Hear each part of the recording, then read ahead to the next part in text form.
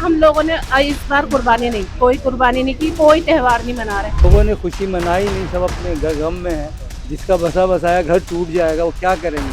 सारी ज़िंदगी की कमाई हमने घर बनाने में लगा दी और 10 सेकंड में तोड़ने को ऑर्डर आ गए। ये तो गलत बात है। एन ईद के टाइम पे आप तोड़ फोड़ कर रहे हैं। उनके लिए तो जीते जी मरण का दिन है ये। जिसके घर पर नोटिस लगा हो, जिसके कारोबार बंद हो रहा हो, वो मना सकता है त्योहार? कभी नहीं मना सकता। हम लोग तो इतने टेंशन में, सारा ये मोहल्ला, बल्कि हम क्या, पूरा मोहल्ला ये परेशान है कि अब क्या होने वाला है। 11 तारीख का वेट कर रहे हैं, कोर्ट ने हमें स्टे नहीं दिया है। अब ये परेशानी क्या होने क्या वाला है। लोगों में डर का बहुत ज़्यादा माहौल है और परेशान लोग हैं कि बस कोर्ट से उम्मीद लगा के बैठे हैं कि कोर्ट जो है हमारे हक में अगर फैसला सुना दे तो बहुत अच्छी बात होगी। और हमें कोर्ट से पूरी उम्मीद है कि कोर्ट हमारे हित में, हमारे हक में फैसला सुनाएगा, हमारी बात सुनेगा। हज़ारों के हिसाब से मकान टूटेंगे तो वो लोग बेघर होंगे, परेशान होंगे, कहाँ जाएंगे। अब फिर वो ये या तो कोई झुग्गी डालेगा, है ना, या फिर कोई रेंट पे जाएगा। परेशान क्या, ये लोग चाहते यही हैं कि ये कॉलोनी खत्म हो जाए। कोर्ट से बहुत उम्मीद लगा के बैठे हैं, अभी हमें स्टे मिला नहीं। हमें कोर्ट से उम्मीद है कि द ऑनरेबल कोर्ट जो है वो हमारी बात सुनेगा और हम लोगों को जो है हमारे हक में फैसला देगा।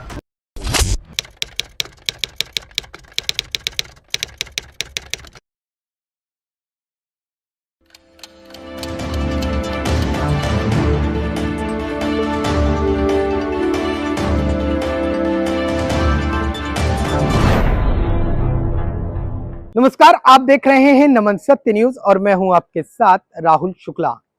आज मैं एक ऐसी जगह आया हूं क्योंकि देश में ईद मनाई जा रही है और जिस जगह पर मैं आया हूं वहां ये देखने आया हूं क्या वाकई इस जगह ईद का जश्न मनाया जा रहा है, क्योंकि लोग बेहद सदमे में हैं। और आप सोच रहे होंगे कि ऐसी कौन सी जगह है जहां पर लोग सदमे में हैं और ईद मना भी रहे हैं या नहीं, इसका जायजा लेने मैं आया हूं। दरअसल हम आए हैं बाटला हाउस में। ये ओखला का इलाका है, ग्राम ओखला। और अब मेरी स्क्रीन पर दो तस्वीरें देखिए मैं आपको दिखाता हूं। एक तस्वीर ये देखिए, ये जो तस्वीरें देख रहे हैं ना आप, ये तस्वीर है ग्राम ओखला की, बाटला हाउस की। अब से कुछ दिन पहले यानी 31 मई को यहां पर यूपी सिंचाई विभाग ने नोटिस चस्पा कर दिया था, ये कहते हुए कि ये जो जमीन है ये हमारी जमीन है और इसको 15 दिन में खाली कर दिया जाए, अन्यथा इसको तोड़ दिया जाएगा। और ऐसे में ये जो लोग थे ये चले गए कोर्ट की ओर और कोर्ट से इन्होंने स्टे ले लिया। अब कोर्ट ने कहा है कि इस मामले में 4 अगस्त को सुनवाई होगी, यानी कि जो यूपी सिंचाई विभाग खसरा संख्या 277 जो लमसम यहाँ पर 4 बीघा या 2.5 बीघे के आसपास की जो जमीन है उसको अवैध बता रही थी और बोल रही थी ये जमीन हमारी है। ऐसे में 4 अगस्त को अब इस मामले में कोर्ट सुनवाई करेगा। और अब दूसरी तस्वीर देख लीजिए, देखिए मैं आपको इस तरफ दिखाता हूं। देखिए, आइए कैमरा पर्सन से कहेंगे इस साइड आइए। अब ये जो तस्वीरें देख रहे हैं ना, ये गली देखिए, ये पूरी गली देख लीजिए। ये गली है, ये भी मुरादी रोड है। मुरादी रोड ये वाला भी था, मुरादी रोड वो वाला भी था। लेकिन ये जो तस्वीर है, ये आप यहां से अगर मैं आपको दिखाना चाहूं, ये देखिए, ये वाली जो बेल्ट है, ये वाली, ये खसरा संख्या 289 है। देखिए मैं दिखाता हूं, ये यहां से देख लीजिए, पूरी जितनी गली आप देख रहे हैं इस तरफ का हिस्सा, ये खसरा संख्या 279 है। यहां पर दिल्ली डेवलपमेंट अथॉरिटी ने, दिखाते चलो कैमरे पे, इधर दिखाते चलो, इधर दिखाइए गलियों को। दिल्ली डेवलपमेंट अथॉरिटी ने इन मकानों पर नोटिस चस्पा किया था और कहा था कि ये जो जमीन है ये डीडीए की है, लिहाजा इस पर ध्वस्तीकरण होगा, बुलडोजर कार्रवाई की जाएगी। एक सर हमारे साथ हैं, बात करते हैं कि जिस तरीके से ईद का त्योहार है, तो ऐसे में जो नोटिस मिला है मुरादी रोड पे बाटला हाउस ओखला ग्राम की जमीन को यूपी सिंचाई विभाग ने दिया था और डीडीए ने, तो जानते हैं कि क्या ईद के इस त्योहार में उस नोटिस ने कोई खलल पैदा किया है। सर, जिस तरीके से नोटिस मिला है, क्या पहले जैसा त्योहार रहा या कुछ थोड़ा सा कम रहा? लोगों ने खुशी मनाई नहीं, सब अपने गम में है। वो बात रही नहीं। अचानक लोगों को नोटिस दिया गया है, तो वो ईद खुशी सही नहीं मना पाए वो। क्या ऐसे भी कर रहे कि लोग जैसे पिछली बार कुर्बानी 2 दी जाती थी, 3 दी जाती थी, लोग अपनी मतलब इच्छा अनुसार देते थे खुशी के लिए, तो क्या ऐसा भी रहा कि अब कुर्बानी ना के बराबर दी हो तनाव में, क्या ऐसा कुछ रहा? जी, तनाव के अंदर कुछ लोगों ने किया ही नहीं है। जिसका बसा बसाया घर टूट जाएगा, वो क्या करेंगे? जी। तो मतलब ऐसे भी कर रहे हैं कि तनाव में लोगों ने कुर्बानी त्योहार को मतलब जिया नहीं, त्योहार को एंजॉय नहीं किया, ऐसे भी कर रहे हैं। जी, ये वक्त गलत दिया गया है, खास करके ईद के टाइम पे। ये एक तरफा फैसला है कि मुसलमानों को ही टारगेट बनाया जा रहा है। ये चीज़ नहीं होना चाहिए। साल के 12 महीने होते हैं, कोई ऐसा महीना आप चुनते हैं कि लोगों को तकलीफ ना हो। ये तो गलत बात है, ऐन ईद के टाइम पे आप तोड़ फोड़ कर रहे हैं। तो लोग 50-50 साल से बसे हुए हैं। जब कहाँ थे आप? सो रहे थे जब। ये भी तो एक तरफा फैसला किया आपने, गलत किया है ये। ऐसा होना नहीं चाहिए। लोग बेघर हो जाएंगे, रोड पे आ जाएंगे। कुछ लोग तो अपने ज़मीनें बेच बेच के उन्होंने दूसरे लिया है, वो तो रोड पे आ जाएंगे, कहीं के भी नहीं रहेंगे वो। उनके लिए तो जीते जी मरण का दिन है ये। अब उसके पास वही है तो जाए कहाँ वो? पूरी फैमिली को लेकर किराए पे नहीं रह सकता, होटल में नहीं रह सकता, दर बदर हो जाएंगे वो आदमी। मतलब इस नोटिस ने पूरे त्योहार को मतलब बदमजा कर दिया गया है, बदमजा है। अब लोग ईद क्या मनाएंगे? लोग अब सोचों में फिक्र है, रात भर सोचते हैं कि अब क्या होगा। अगर 3 महीने का स्टे लिया भी है तो उसके बाद क्या होगा, क्या किसको क्या पता। जी ठीक है। लोग हैं स्थानीय, इनका कहना है कि जिस तरीके से नोटिस मिला है, ऐसे कहीं ना कहीं अब त्योहारों में खलल पैदा हो गई है। कुछ घर ऐसे भी रहे जिन्होंने ईद ही नहीं मनाई, और कुछ घर ऐसे रहे कि जिन्होंने ईद तो मनाई लेकिन उनके चेहरे पर वो चमक नजर नहीं आई जो पिछली बार आती थी। सिलसिलेवार तरीके से समझाया जाए तो 8 मई को सुप्रीम कोर्ट ने डीडीए को आदेश दिया था कि ग्राम ओखला की मुरादी रोड की जो जमीन है खसरा संख्या 279, उस पर अवैध अतिक्रमण है और बुलडोजर कार्रवाई करके जमीन को कब्जा मुक्त कराया जाए। और उसके बाद 26 मई को ये आप ऊंचे ऊंचे मकान देख रहे हैं ना जितने भी, यहां पर 26 मई को डीडीए ने नोटिस चस्पा किया था और कहा था कि 15 दिन के भीतर इस जगह को खाली कर दिया जाए, नहीं तो जो अतिक्रमण के खिलाफ कार्रवाई की जाएगी और ऐसे में जो मकान मालिक हैं वो खुद स्वयं जिम्मेदार होंगे। और इसके बाद इन लोगों ने सुप्रीम कोर्ट का दरवाजा खटखटाया। सुप्रीम कोर्ट ने डीडीए को ये कहते हुए आदेश दिया कि इन लोगों के मकान पर नोटिस चस्पा किया जाए और उनको 15 दिन का समय दिया जाए और उसके बाद ये लोग कानूनी प्रक्रिया के तहत आगे बढ़ सके। और ऐसे में डीडीए ने जब 26 मई को यहाँ पर नोटिस चस्पा किया खसरा संख्या 279 में, एक सर हमारे साथ और इनसे बात करने की कोशिश करेंगे कि जिस तरीके से जो नोटिस आया है, क्या इस नोटिस ने मुरादी रोड पर 277 खसरा नंबर और 279 खसरा नंबर में जो क्या खलल पैदा की है? क्या ईद का त्योहार पहले से चौपट हुआ है? जिस तरीके से हर साल ईद मनाई जाती थी, क्या इस बार ईद मनी है? सर, ये जो नोटिस आया है आप लोगों के मकान पर, क्या ईद का त्योहार पर कोई असर पड़ा है?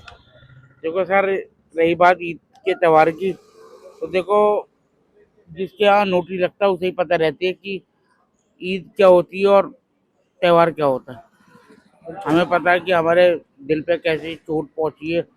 सारी जिंदगी की कमाई हमने घर बनाने में लगा दी और अब चंद सेकंड में तोड़ने को ऑर्डर आ गए, तो बताइए आप ऐसे दिल खुश होगा या दिल दुखेगा? ये बताओ।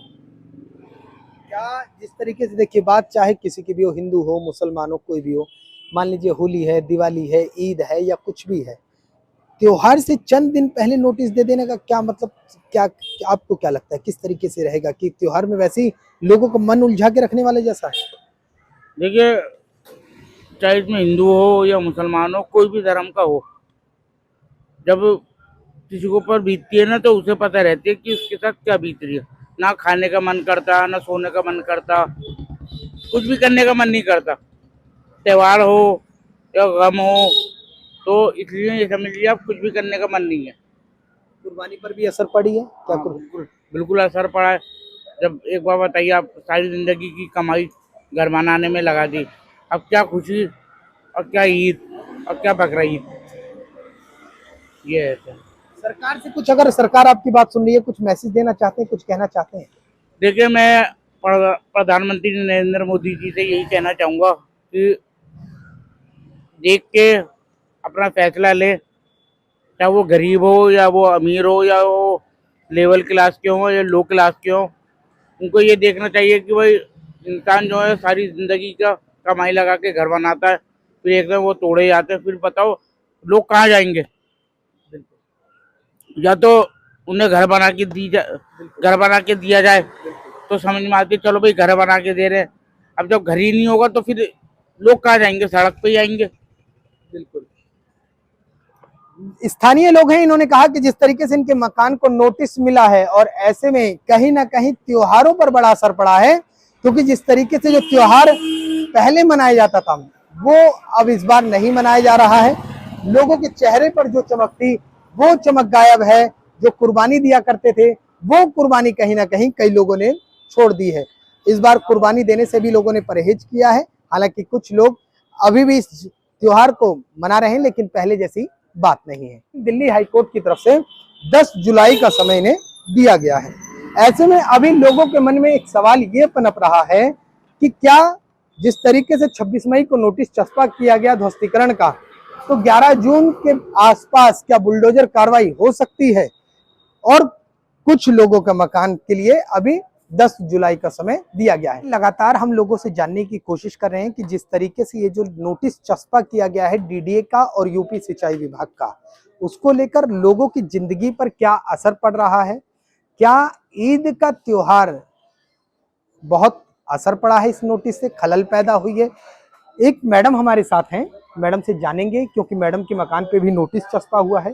मैडम, जिस तरीके से आपको नोटिस मिला है, क्या ईद के त्योहार पर कोई असर पड़ा? हम मना सकते हैं ये त्यौहार?